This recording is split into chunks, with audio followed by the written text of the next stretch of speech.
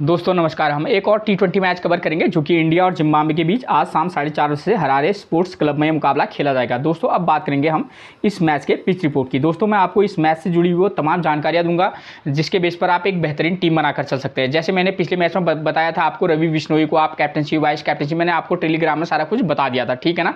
Match उसके according ही हुआ, ठीक है। तो इस मैच में भी मैं आपको एक एक रिकॉर्ड को स्टेप बाय स्टेप समझाऊंगा, ठीक है। आप वीडियो के साथ बने रहिएगा, ठीक है।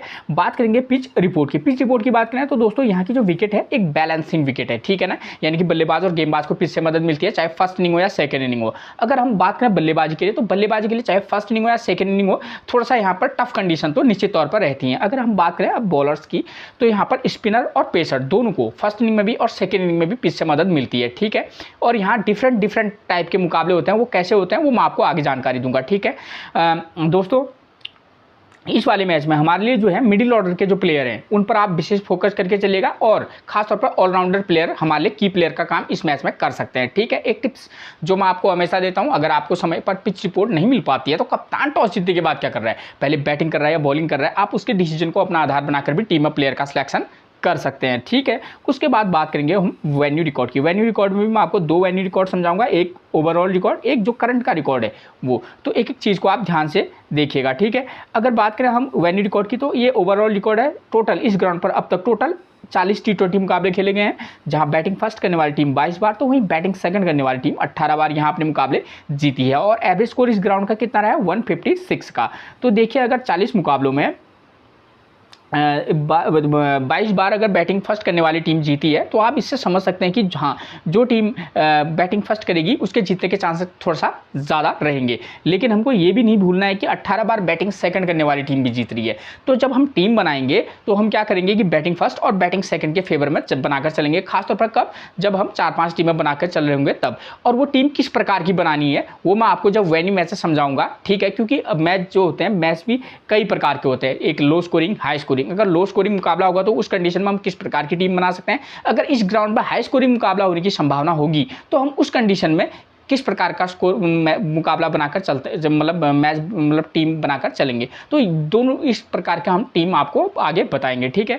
तो देखिए एवरेज स्कोर कितना रहा है, एवरेज स्कोर रहा है 156 का। तो इससे समझ सकते हैं कि आप क्या, अगर बल्लेबाजी अच्छी रही तो 160-170 के समथिंग। इससे ज़्यादा हाई मुकाबले तो यहाँ पर बहुत कम हाई स्कोरिंग मुकाबले होते हैं। औसतन अगर हाई टोटल वाला मुकाबला हो गया हाई स्कोरिंग तो यहाँ 170 के समथिंग का ही मुकाबला होता है, ठीक है। और वरना यहाँ जो अधिकतर जो मुकाबले होते हैं वो 150 से कम का स्कोर का बनता है इस ग्राउंड पर, ठीक है। तो हम इस चीज़ को भूल नहीं सकते, मतलब इस चीज़ को इग्नोर नहीं कर सकते, ठीक है।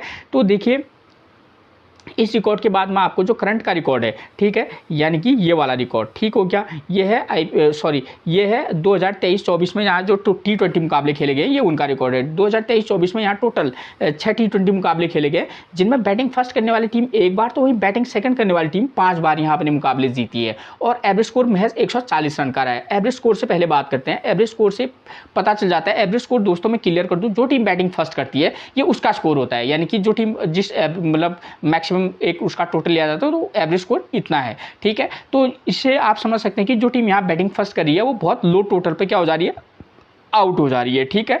यानी कि फर्स्ट इनिंग में बल्लेबाजी के लिए टफ कंडीशन हो रही है, ठीक। ये चीज़ क्लियर होगी आपकी। अगर इस रिकॉर्ड को देखें तो 6 में से 5 बार बैटिंग सेकंड करने वाली टीम जीती है, ठीक है। बशर्ते जो पिछला कल मुकाबला खेला गया था उसमें जिम्बाब्वे ने बैटिंग फर्स्ट की और जीत गई, वो बात ठीक है, वो भी रिकॉर्ड है। लेकिन ये भी एक रिकॉर्ड है कि भाई 2023-24 में जो 5 मुकाबले थे, जो जिस टीम ने बैटिंग सेकंड की उसने 5 मुकाबले जीते हैं। तो हम क्या करेंगे, एक बार फिर से कहूँगा कि हम बैटिंग फर्स्ट के फेवर में भी और हम बैटिंग सेकंड के फेवर में भी टीम बना के चलेंगे, क्योंकि ये रिकॉर्ड भी झूठ नहीं बोल रहा है, ठीक है। मैंने इसको एनालाइज किया तो उसके बाद मैंने लिखा है आपके लिए, ताकि आपको कोई इसी प्रकार की कोई दिक्कत ना हो। तो हम बैटिंग सेकंड के फेवर में भी टीम बनाकर चलेंगे। वो कैसे बनानी है वो अभी मैं आपको समझाऊंगा, ठीक हो गया। तो ये चीज़ आपकी क्लियर होगी, ठीक है। क्योंकि दोस्तों क्या है कि जब हम टीम बनाते हैं तो हमको कई फैक्टर पर ध्यान देना होता है कि भाई टीम में किस कौन कौन सी टीमें खेल रही हैं, ठीक है, उन प्लेयरों की फॉर्म क्या चल रही है, इस ग्राउंड पर जो मुकाबले खेले गए हैं वो किस प्रकार के इस ग्राउंड पर मुकाबले हुए हैं, ठीक है, तो उसके बेस पर हम किस प्रकार का टीम बनाकर चल सकते हैं जो हमारे लिए किफ़ायती हो, मतलब फायदेमंद हो, ठीक है। तो आपको जब ये तमाम रिकॉर्ड मैं आपको समझाऊंगा तो आप अपने दिमाग का भी मतलब यूज़ करेंगे, आपको भी आइडिया आएंगी भाई हाँ इस प्रकार का मुकाबला हो सकता है, इस प्रकार का मुकाबला होने की बहुत अधिक संभावना है, तो निश्चित तौर पर आप एक बेहतरीन टीम बना पाएंगे। अगर मैं कहूँ इसको रखना, ये चलेगा वो चलेगा, तो वो थोड़ा सा दिक्कत हो सकता है, ठीक है। तो आप इन चीज़ों को गौर कीजिएगा और एनालाइज करने के बाद आप खुद से टीम बनाइएगा। मैं तो आपको बताऊंगा कि हाँ ऐसा हो सकता है, ठीक है। देखिए इन 6 मुकाबलों में देखिए टोटल 86 विकेट गिरे हुए हैं, ठीक है, जहाँ फर्स्ट इनिंग में 47 विकेट, तो वहीं सेकंड इनिंग में 39 विकेट गिरे हैं, यानी कि दोनों इनिंग में आप क्या कह सकते हैं कि विकेट यहाँ गिरते हैं। उसके बाद देखिए दोस्तों, अब बात करेंगे यहाँ फर्स्ट इनिंग में। देखिए फर्स्ट इनिंग में पेसर ने कितने विकेट लिए हैं, 22 विकेट, और स्पिनर ने महज 21 विकेट लिए हैं, ठीक हो गया। तो हम क्या करेंगे, ठीक। और उसके बाद बात करें सेकंड इनिंग की, तो सेकंड इनिंग में पेसर ने लिए 26 विकेट, स्पिनर को महज 13 विकेट मिले हैं। यानी कि ये रिकॉर्ड क्या कहता है, इस रिकॉर्ड को देखने से ये लगता है कि फर्स्ट इनिंग में और सेकंड जो टीम बॉलिंग फर्स्ट कराएगी तो हम क्या करेंगे, उसके पेसर और स्पिनर दोनों का कॉम्बिनेशन बनाकर चल सकते हैं, और जो टीम बॉलिंग सेकंड कराएगी हम उसके पेसर और स्पिनर उनका भी दोनों का कॉम्बिनेशन बनाकर चलेंगे। देखिए ये तो एक रिकॉर्ड है जो कि सच है, लेकिन क्या होता है यहाँ पर ये रिकॉर्ड जो है इनमें जो मैचेस किस प्रकार के होते हैं वो चीज़ हमको पता नहीं चलेगी। तो मैं आपको क्लियर कर दूं, यहाँ पर क्या होता है दोस्तों, फर्स्ट इनिंग में यहाँ पेसर और स्पिनर भी विकेट लेते हैं, और सेकंड इनिंग में क्या होता है कि यहाँ सेकंड इनिंग में निश्चित तौर पर पेसर विकेट लेते हैं, स्पिनर लेकिन कभी कभार थोड़ा सा कम विकेट लेते हैं, 1 से 2 विकेट लेते हैं, और किसी मैच में 3 से 4 विकेट, ठीक है। तो ये चीज़ें हिडन रहती हैं, वो आपको पता होना जरूरी है, ठीक हो गया। उसके बाद बात करेंगे हम प्लेयर्स फॉर्म की। उससे पहले अगर आपने मेरे चैनल को सब्सक्राइब नहीं किया है, प्लीज़ सबसे पहले मेरे चैनल को सब्सक्राइब कर दीजिएगा, एक लाइक और अपने व्हाट्सएप ग्रुप पर शेयर जरूर कर दीजिएगा, ठीक है। अब बात करेंगे हम प्लेयर्स फॉर्म की। यहाँ से आपको पता चलेगा कि इन दोनों टीमों में कौन से ऐसे प्लेयर हैं जिनकी फॉर्म ठीक चल रही है, ठीक है। तो इंडियन साइड से शुभमन गिल की फॉर्म ठीक है, रेयान पराग का पिछला मैच बशर्ते खराब गया हो, लेकिन हाँ वैसे ठीक ठाक टच में है प्लेयर। टच का मतलब ये होता है दोस्तों कि प्लेयर चल भी सकता है नहीं भी, ठीक है। टच का मतलब ये है कि वो 20, 22, 24, 26 ऐसा का स्कोर कर रहा है, लेकिन उसको बड़ा स्कोर नहीं कर पा रहा है, ठीक है, और कभी कभी 10-15 में भी आउट हो जा रहा है, ठीक है, वो होता है touch player. Ravi Bishnoi solid player है, मैंने आपको पिछले मैच में टेलीग्राम में आपको बता भी दिया था कि आप जो है रवि बिश्नोई या आवेश खान, तो रवि बिश्नोई क्लिक करके वो कैप्टन थे और मेरे भी थे, बशर्ते मैं बहुत मतलब अब ग्रैंड लीग तो भी नहीं कर पाया, लेकिन हाँ ऑब्वियस है कि बहुत अच्छी मेरी भी रैंक ठीक ठाक आ गई थी, ठीक है। तो ये चीज़ें होती हैं, आपको कई फैक्टर को ध्यान में रखकर टीम बनानी पड़ती है, ठीक है, और थोड़ा सा रिस्क लेना पड़ता है, ठीक है, ठीक। उसी रिस्क में बंदा हारता भी है और जीतता भी है। अगर हम जीतेंगे ना दोस्तों, तो हम जीत में सिर्फ अकेले हम जीतेंगे, अगर हारेंगे ना तो पूरे जितने स्पोर्ट में 1 करोड़ लोग हैं या 50, 60, 70 लाख जितने लोग हैं वो हारने वाली श्रेणी में हम होंगे, लेकिन जीतेंगे ना तो वहाँ पर हम सिर्फ अकेले होंगे, ठीक है। तो दोस्तों अब बात करेंगे आवेश खान की भी फॉर्म ठीक है, मुकेश कुमार और खलील अहमद, इन प्लेयरों की फॉर्म ठीक है, ठीक है। उसके बाद जिम्बाब्वे की तरफ से बात करें तो ब्रायन ब्रेनेट, इनकी फॉर्म अच्छी है। वेस्ले मधुबीरे मतलब ठीक ठाक टच में है, इस प्लेयर को आप ये नहीं कह सकते कि बहुत अच्छी फॉर्म में, लेकिन हाँ टच में निश्चित तौर पर है, ठीक। सिकंदर रजा, ल्यूक जोंगवे की बात करें तो ठीक टच में है, और मुजरबानी, लेकिन मैं 1-2 प्लेयर का नाम यहाँ पर लिखना भूल गया, मैं यहीं पर क्लियर कर दूँ आपको। उनका नाम है डियोन मायर्स जो कि 4-5 नंबर पर बल्लेबाजी करने आते हैं, उनकी फॉर्म ज़बरदस्त है, ठीक है। मैंने उनका अभी आपको जो यहाँ प्लेइंग 11 समझाऊंगा तो वहाँ पर आपको क्लियर हो जाएगा, डियोन मायर्स की फॉर्म अच्छी है, ठीक हो गया।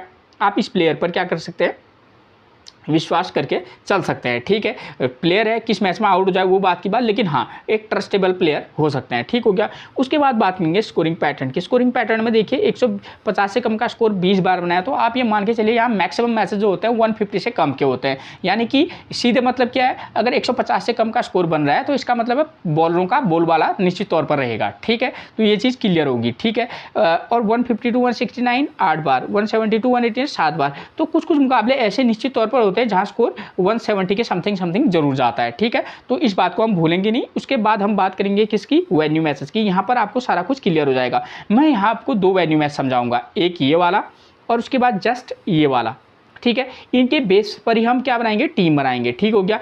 क्योंकि मुकाबला ऐसा ही नहीं होगा और ऐसा जैसा होगा, ठीक है। यहाँ 115 का स्कोर बनाया, हो सकता है कि यहाँ पर टीम क्या कहते हैं 115 के बदले में 140 के समथिंग चले जाए, ठीक है। तो हम इन चीज़ों को भी ध्यान में रखकर चलेंगे, ठीक है। तो देखिए जो कल मुकाबला खेला गया था इस ग्राउंड पर, क्यों ऐसा कह रहा हूँ, क्योंकि एक ग्राउंड पर 4 से 5 पिचेज होती हैं और जिस पिच पर कल का मुकाबला खेला गया है ना, उस पिच पर आज का मुकाबला तो उस पिच पर आज का मुकाबला नहीं खेला जाएगा।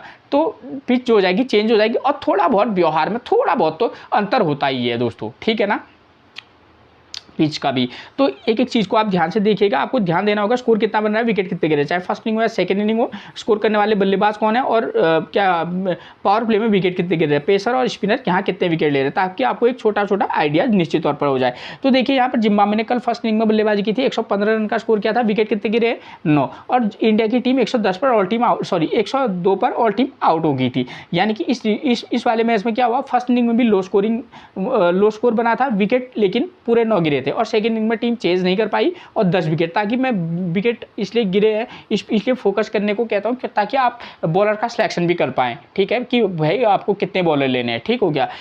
उसके बाद देखिए फर्स्ट इनिंग में यहाँ पर क्या हुआ था, 5 और 7 नंबर के प्लेयर ने स्कोर किया था, पावर प्ले में 2 विकेट गिरे थे, ठीक है। यानी कि यहाँ पर पेसर ने 2 विकेट, स्पिनर ने 6 विकेट लिए हैं, ठीक है। हम क्या करेंगे, जो भी टीम बैटिंग फर्स्ट करेगी, चाहे वो इंडिया हो या जिम्बाब्वे हो, यहाँ पर हमको क्लियर है कि फर्स्ट इनिंग में बल्लेबाजी के लिए बहुत टफ कंडीशन है।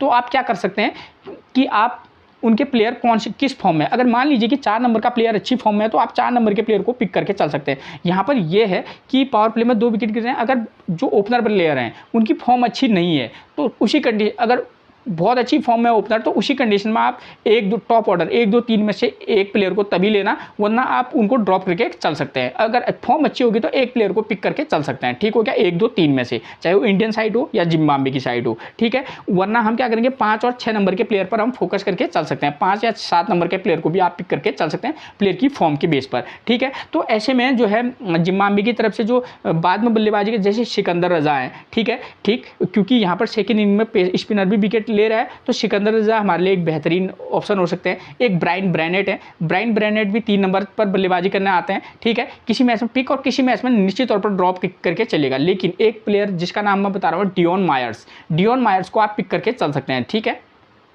किसी में पिक करना, किसी में ड्रॉप करना प्लेयर को, लेकिन हाँ ये प्लेयर जो हो सकते हैं हमारे ट्रस्टेबल प्लेयर हो सकते हैं, अगर ये चाहे बैटिंग फर्स्ट करे इनकी टीम या बैटिंग सेकंड करे, ठीक है। तो ये प्लेयर हमारे की प्लेयर होंगे, क्यों, क्योंकि एक तो बॉलिंग भी कराते हैं साथ में बैटिंग भी करते हैं, ठीक है। तो अगर मान लीजिए एक विकेट भी ले ले तो हमारे ड्रीम टीम के निश्चित तौर पर एक ड्रीम टीम के प्लेयर हो सकते हैं। तो जो जिम्बाब्वे की साइड है आप इन प्लेयर पर फोकस करके चल सकते हैं, ठीक है। उसके बाद एक बता रहा हूँ, हो सकता है कि इस वाले मैच में कोई अन्य प्लेयर, ठीक है, वो यहाँ पर थोड़ा सा जैसे वेलिंगटन मस्क डिजायर, तो इन प्लेयरों पर भी आप फोकस करके चल सकते हैं। सिर्फ मैं बल्लेबाजी सेक्शन की बता रहा था, ठीक है। अगर इंडियन साइड की बात करें तो इंडियन साइड से आप चाहें तो जैसे ऋतुराज गायकवाड़ है, शुभमन गिल है, इनकी फॉर्म बशर्ते अच्छी है, लेकिन पिच कंडीशन ये कहती है कि यहाँ टॉप ऑर्डर प्लेयर स्कोर नहीं कर पा रहा है, तो आप किसी मैच में इन दोनों में से एक को पिक करना, वरना कि दोनों में एक मैच में जब ये इंडिया बैटिंग फर्स्ट करेगी तो दोनों को ड्रॉप करके चल सकते हैं। ऐसे वाले मैच में आपको पीछे यानी कि जैसे वॉशिंगटन सुंदर हैं और यहाँ से रियान पराग हैं, ध्रुव जुरैल या रिंकू सिंह में से एक प्लेयर पर, इन प्लेयरों पर फोकस करके चल सकते हैं। वैसे ध्रुव जुरैल और रिंकू सिंह दोनों की फॉर्म थोड़ा सा बेकार चल रही है, ठीक है। तो इस तरीके का आप कॉम्बिनेशन बनाकर चल सकते हैं, या किसी मैच में आप एक प्लेयर उसके बाद सीधे ऑलराउंडर प्लेयर के साथ भी जा सकते हैं, एक बैट्समैन सीधे उसके बाद क्या कर सकते हैं, सीधे ऑलराउंडर प्लेयर जैसे वॉशिंगटन सुंदर है, और ऊपर से आप चाहे तो ऋतुराज गायकवाड़ या नंबर 3 पर पिछले मैच में कौन आए थे भूल गए, हाँ, ऋतुराज गायकवाड़ या अभिषेक शर्मा, जिसको भी आप पिक करना चाहें कर सकते हैं, ठीक है। तो यहाँ पर से आप, लेकिन वही उसी बल्लेबाज को पिक करना जो टेक्निकली स्ट्रांग हो। अब फर्स्ट इनिंग बॉलिंग की बात करें तो पेसर को 2 विकेट, स्पिनर को 6 विकेट मिल रहे हैं, तो हम क्या करेंगे, जो टीम बॉलिंग फर्स्ट कराएगी हम क्या करेंगे, एक पेसर प्लस एक रेगुलर स्पिनर या 2 स्पिनर के साथ भी जा सकते हैं, या ऑलराउंडर स्पिनर के साथ भी जा सकते हैं, ठीक है। किसी मैच में हम क्या करेंगे, 2 पेसर, यहाँ पर क्या हो रहा है कि पेसर को फर्स्ट इनिंग में भी विकेट मिलता है, किसी मैच में आप क्या करते हैं जस्ट इसके उलट 2 पेसर प्लस एक ऑलराउंडर स्पिनर या रेगुलर स्पिनर के साथ भी जा सकते हैं, ठीक है। ऑलराउंडर प्लेयर तो मैंने आपको बताया कि की प्लेयर रहेंगे तो आप टीम में पिक करके जरूर चलेंगे। और सेकेंड इनिंग में यहाँ चेज नहीं हो रहा, जब अगर आपको लगेगा कि टीम चेज नहीं कर पाएगी, मैं दोनों कंडीशन में बताऊंगा टीम कि एक बार तो बताऊंगा यहाँ पर चेज नहीं हो पा रहा है, एक बार ये बताऊंगा कि यहाँ चेज हो रहा है, तो दोनों प्रकार से टीम बनाएंगे। तो यहाँ पर चेज नहीं हो पाएगा, आप ये सोचेंगे तो यहाँ पावर प्ले में 4 विकेट गिर रहे हैं, ठीक है, तो आप क्या करेंगे अगर इस सेकेंड इनिंग में, तो आप सीधे क्या कर सकते हैं, टॉप ऑर्डर को ड्रॉप करके सीधे 4 नंबर और 6 नंबर के प्लेयर को पिक करके भी चल सकते हैं, ठीक है। थोड़ा सा रिस्की रह सकता है, लेकिन हाँ ऐसा होने की संभावना भी बहुत है, 4 नंबर और 6 नंबर के प्लेयर को पिक करके चल सकते हैं, ठीक है। अगर आपको रिस्क ही लेना होगा तो आप फिर टॉप ऑर्डर में से एक को पिक करना, वरना 4 नंबर 6 नंबर के प्लेयर के साथ आप जा सकते हैं, ठीक है। उसके बाद सेकंड इनिंग में जो टीम बॉलिंग सेकंड कराएगी, यहाँ पर पेसर 5 विकेट, स्पिनर को भी 5 विकेट मिल रहे हैं, तो हम क्या करेंगे, स्पिन और पेस दोनों का कॉम्बिनेशन बनाकर चलेंगे। 2 पेसर के साथ भी जा सकते हैं प्लस एक ऑलराउंडर या ऑलराउंडर स्पिनर या रेगुलर स्पिनर के साथ भी आप जा सकते हैं, ठीक हो गया। तो ये ऑप्शन हमारे पास खुले रहेंगे, ठीक है, चाहे इंडियन के साइड के प्लेयर हो या कोई भी हो, ठीक है, आप सीधे ड्रॉप आउट करके निकल सकते हैं, ठीक हो गया। और उसके बाद क्या करेंगे हम, देखिए यहाँ पर कप्तान और वाइस कप्तान की बात आती है, तो यहाँ पर हमारे लिए बॉलर जो है वो कैप्टन और वाइस कैप्टनसी के बेहतरीन विकल्प रहेंगे, लेकिन दूसरा विकल्प हमारे पास रहेंगे ऑलराउंडर प्लेयर, ठीक है, जो 4-5 नंबर पर बैटिंग करने आते हो, चाहे वो पेसर हो या स्पिनर हो, ठीक है। आप उन प्लेयरों पर फोकस करके चलिएगा, खासतौर पर स्पिनर ही ज़्यादातर ऑलराउंडर है। जैसे अगर मैं इंडिया की साइड से बात करूं तो अभिषेक शर्मा है, वो 2 ओवर की पिछले मैच में गेंदबाजी की थी, नंबर 3 पर बल्लेबाजी करने आए थे, जैसे वो हैं, ठीक है। उसके बाद वॉशिंगटन सुंदर जो है एक की प्लेयर का काम करेंगे, ठीक है ना। और ये जो 2 प्लेयर हैं, ठीक, आप इन पर फोकस करके चल सकते हैं। और स्पिनर के तौर पर, और ये तो सिर्फ ऑलराउंडर की बता रहा हूँ मैं, और अगर आप जाएंगे जिम्बाब्वे की तरफ से तो वहाँ पर आपको ब्रायन ब्रेनेट मिलेंगे, ठीक है, जो कि नंबर 3 पर बल्लेबाजी करने आते हैं और साथ में गेंदबाजी भी करते हैं अच्छी खासी, ठीक है, ये हो गया। और सिकंदर रजा हो गए, तो ये जो प्लेयर है ये इस मैच में हमारे लिए की प्लेयर का काम कर सकते हैं, ठीक है। आप कंडीशन के बेस पर आप इनको वाइस कैप्टनसी देना, ठीक है ना।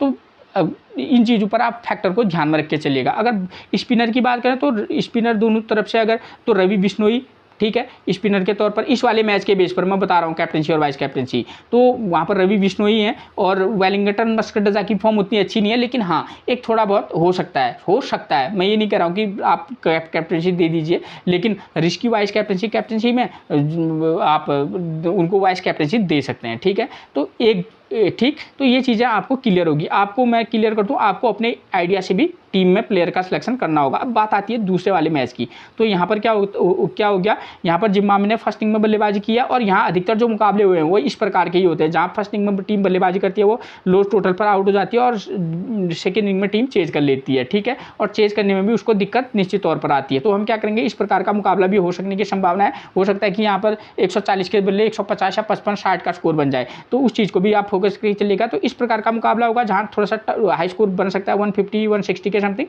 तो हम क्या करेंगे दोस्तों कि जो टीम बैटिंग फर्स्ट करेगी, 3 नंबर 5 नंबर 6 नंबर का प्लेयर स्कोर कर रहा है, और यहाँ पर अधिकतर मैचेस में होता भी ये है कि जो टीम बैटिंग फर्स्ट करेगी, हम एक बार फिर से क्या करेंगे, इसमें भी मैं क्लियर कर दूं, जो टीम बैटिंग फर्स्ट करेगी टॉप ऑर्डर में से केवल एक प्लेयर को लेना, ठीक है, जिसकी फॉर्म अच्छी होगी, टॉप ऑर्डर में 3 में से एक प्लेयर को लेना, ठीक है, चाहे वो जिम्बाब्वे हो या इंडिया हो। उसके बाद हम डायरेक्ट 5 और 6 नंबर के प्लेयर के साथ आप जा सकते हैं निश्चित तौर पर, ठीक है, जो टीम बैटिंग फर्स्ट करेगी। तो और फर्स्ट, अगर मैं एक बात बता दूं, 5 नंबर के प्लेयर की फॉर्म अच्छी नहीं होगी, आप नंबर 4 के प्लेयर को भी पिक करके चल सकते हैं, ऐसा जरूरी नहीं कि 5 को ही लेना है, ठीक है। मैं आपको एक थोड़ा सा जनरल आइडिया देता हूँ। 5 नंबर के प्लेयर के साथ जा सकते हैं, इसका मतलब होता है आप 6 के साथ भी जा सकते हैं और 7 के साथ भी जा सकते हैं, कोई दिक्कत वाली बात नहीं होती है, ठीक है। अगर 4 नंबर के प्लेयर की फॉर्म अच्छी नहीं है तो तब आप 5 नंबर पर मूव कीजिए, वरना 4 नंबर के प्लेयर को भी पिक करके चल सकते हैं, ठीक है ना।